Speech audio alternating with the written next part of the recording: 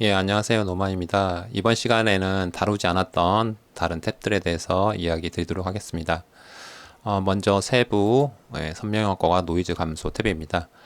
선명효과는 저희가 처음에 기본 탭에서 다루었을 때 잠깐 이야기를 드렸었는데요. 네, 대비에 관련된 게이지죠. 네, 이 부분 이제 픽셀 단위로 대비를 줘서 선명하게 보이게 하는 효과를 주기 위해서 이제 만들어진 거고요. 노이즈 감소는 고 IS5에서 감도가 높았을 때 찍은 사진 같은 경우 이제 노이즈가 좀 있을 경우 이 부분을 조정을 해서 노이즈를 줄여주는 게이지입니다. 여기 밑에 보면 이 패널을 100%로 놓고 확대해서 그다음에 선명효과라든지 노이즈 감소를 조정을 해라 이렇게 나와 있습니다. 그래서 이거 주의하실 점은 아까 말씀 밑에 나와 있는 내용처럼 100%로 놓고 이 상태에서 선명효과라든지 노이즈 감소를 적용을 해서 정확한 값을 찾아서 적용을 하시면 되겠습니다. 다음에는 렌즈 교정 이 부분 저희가 안 다뤘었죠. 네, 렌즈 교정은 저희가 이제 렌즈를 이제 물려서 이제 촬영을 하게 되는데 렌즈별로 왜곡이라든지 뭐 수차가 생기는데 이런 부분을 좀 조정을 하기 위해서 만들어진 탭이고요. 수동이라고 해서 저희가 이제 왜곡을 만져보면 이렇게 특히 이제 광각 같은 경우에는 이렇게 어안처럼 나오는 사진이 많이 있어요. 그래서 이런 왜곡을 좀 조정을 할 수 있게 만들어 놓은 거고요. 이 언저리 제거는 보면 색수차가 생기는 경우가 있잖아요. 개방해서 찍으면 특히나 이제 색수차가 많이 생기는데요. 밝은 렌즈에서 그럴 때 보라색이라든지 녹색의 이런 색수차를 제거하기 위해서 얼마만큼 양을 제거를 할 것이냐 이런 수치하고 어떤 색조를 주변에 있을 경우에 뺄 것이냐 이런 게이지가 있어요. 그리고요. 그 다음에 이제 비네팅. 비네팅도 마찬가지로 렌즈가 비네팅이 생겨서 있는 경우에는 그 부분은 양을 빼거나 더하기 위해서 쓰게 게이지를 만들어 놨고요. 옆에 이제 프로필을 볼게요. 프로필을 보면 프로필은 자동으로 하시면 제조사하고 렌즈 물려 있는 렌즈 제조사하고 모델에 대해서 나와주고 자동으로 이 부분의 왜곡이라든지 뭐 색수차라든지 이런 부분을 어도브에서 이제 프로필을 쭉 렌즈별로 만들어 놨어요. 이렇게 쭉. 그래서 이 자동으로 이 렌즈를 인식을 해서 이 렌즈에 맞는 뭐 왜곡이라든지 비네팅, 색수차를 자동으로 이제 보정을 해주는 기능이고요. 거기서 조금 더 자기가 조정하겠다 싶으시면 왜곡이나 비네팅을 좀 더 한 번 더 만질 수 있게 이렇게 되어 있습니다. 그리고 이 잠깐 이제 비네팅에 대해서 좀 말씀을 드릴 건데요.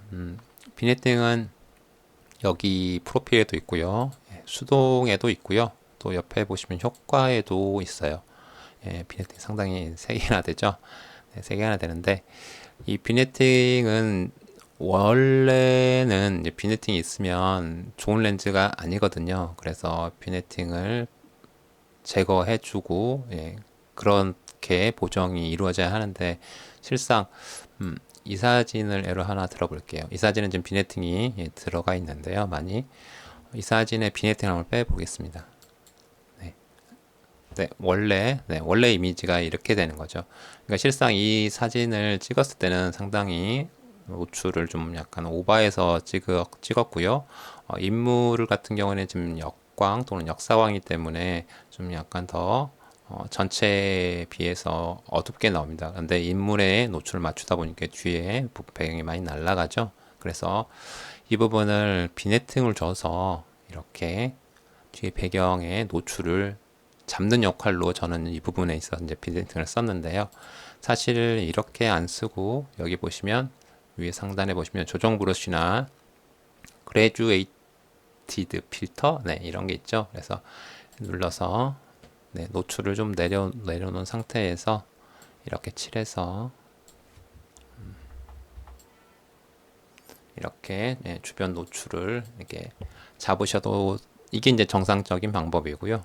저는 간단하게 쉽게 처리하기 위해서 이렇게 비네팅을 줬는데요. 모두 지우고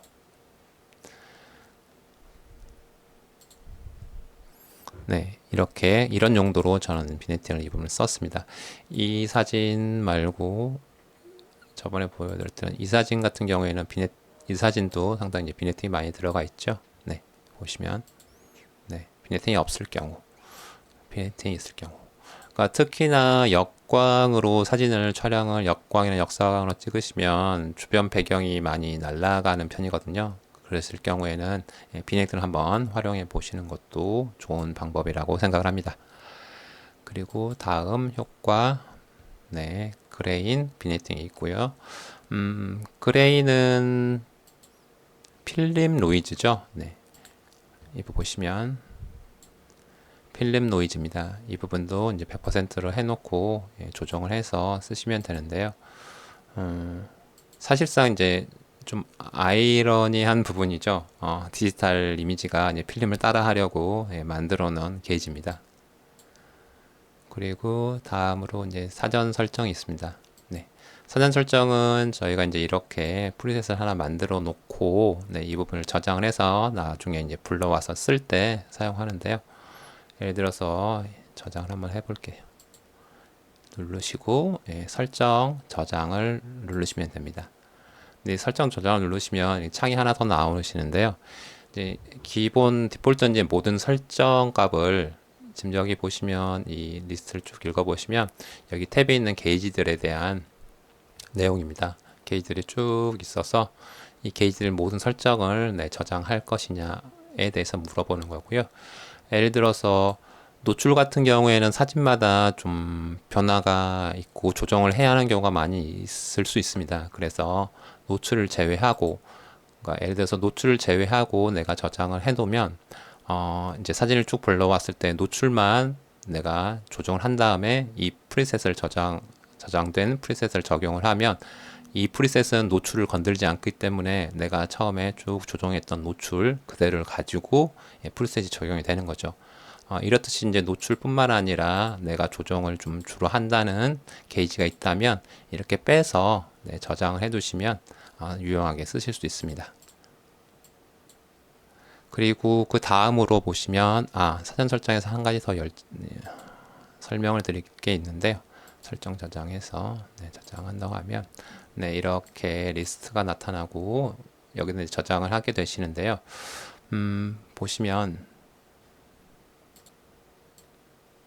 이렇게 확장자가 XMP로 되어 있습니다. 예전에 라이트룸은 따로 확장자를 가져갔었는데요. 이제 XMP로 모두 통일이 됐습니다. 그래서 이 파일을 한번 이런 노트패드로 한번 열어보면 그냥 텍스처 파일입니다. 그리고 우리가 조정했던 값들이 이렇게 다 저장이 되어 있어요. 레드의 색조를 어떻게 한 것인지, 뭐 세츄레이션, 레드 어떻게 한 건지 이 부분 이제 HSL 내용이 되겠네요. 그리고 있고 쭉 뭐 내려보시면 뭐 커브 값 잡은 것, 그린 커브, 그린의 커브에 대한 내용이고요.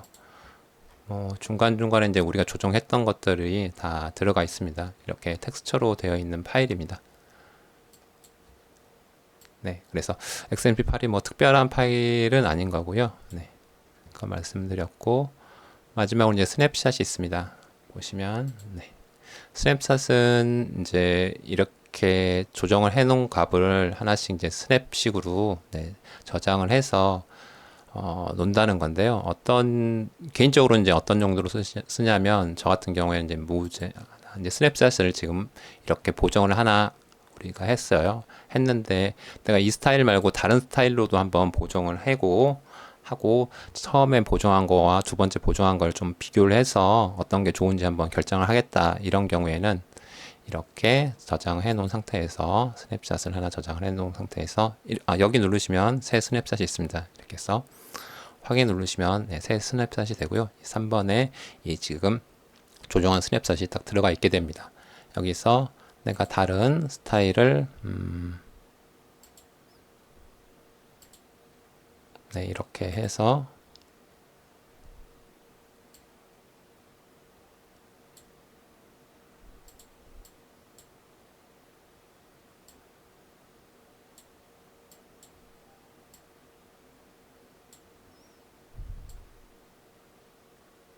네, 이런 식으로 조정을 해서 스냅샷을 하나 더 만들어서 저장을 한 상태에서 내가 지금 이렇게 보정한 것과 이전에 보정한 것을 비교해 가면서 어떤 게 더 마음에 드는지 이제 선택을 하려고 이렇게 저는 이런 식으로 씁니다. 그리고 이 상태에서 이렇게 4번을 선택하고 저희가 완료라든지 이미지 열기를 연 후에도 기존에 정했던 스냅샷들이 다 남아있기 때문에 다시 이 라우 파일을 열면 남아있기 때문에 유용합니다. 그래서 몇 가지 설명을 드렸고요. 네. 부족한 점이 많이 있었을 텐데요. 네. 일단 처음부터 끝까지 탭하고 게이지에 대해서 설명을 좀 일단 드렸습니다. 네, 좀 도움이 되셨으려나 모르겠습니다. 이상입니다. 노만이었습니다.